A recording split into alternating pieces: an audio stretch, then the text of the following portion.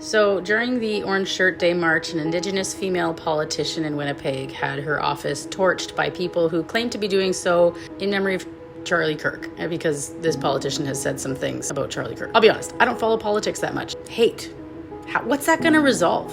She's still at work today. She had things like food and tampons and stuff for people who might need that might be walking by. She had the artwork of children that were inspired by her on her walls. She was making a difference and moving the needle forward, and that was just burned down. And I'm focusing it on reconciliation because that is my why in life.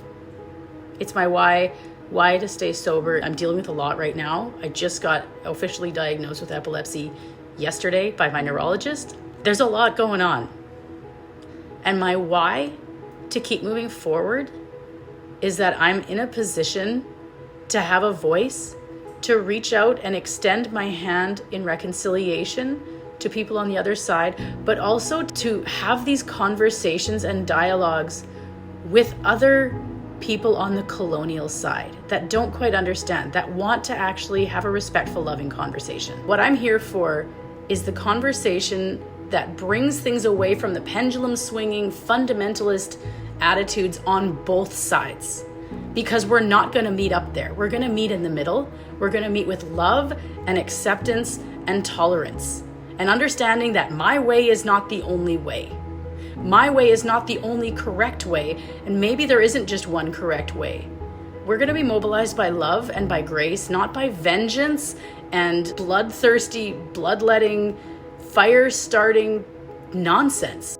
This is a tough journey for me. This is an uncomfortable space for me as someone with ADHD, dyslexia, learning challenges, to enter an arena where people are way more educated than I am. People are reading way more than I am. I'm coming at it from the side of having a colonial past, a grandmother who worked in a residential school, a grandfather who was a chaplain at a residential school. The other side of my family came to Canada to settle the land. I have aunts and uncles who fostered kids in the 60s. Scoop. That's what I bring to the table. There's a lot of anxiety around that. And I'm saying this because I'm not alone. I'm just being honest. I'm just actually embracing the truth part of truth and reconciliation, and I'm doing my inner work. I am 16 years into dealing with that crippling guilt and shame around my past. And I'm getting to a point where I'm trying to mobilize. I'm going to try. I'm going to fail. I'm going to say stupid things too. But as I try, as I fail, as I say stupid things and have to eat my own words and sit back down and take a step back and try again, I am constantly inspired and motivated by watching my Indigenous relatives. What I see are people trying their best and sometimes falling down and getting back up and showing me how it's done.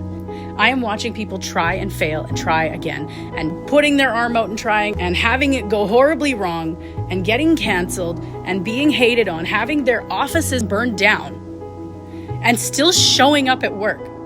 If she can still show up at work, I can post these stories. I can show that there are white people that are pissed off about this too. Love. This is more important. I'm at a loss for a word. Like, where did the love part go? There are people that are just bloodthirsty. There are trolls. They're starting arguments.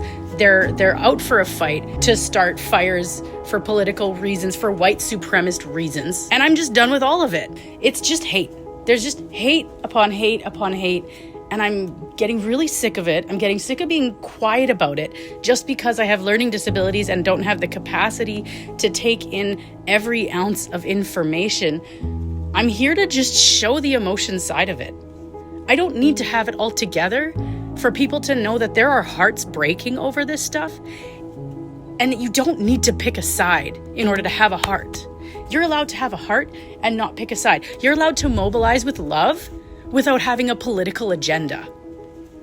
You're allowed to just be a fucking human being and show up with love. So, namaste. The light in me sees, recognizes, identifies with the light in you.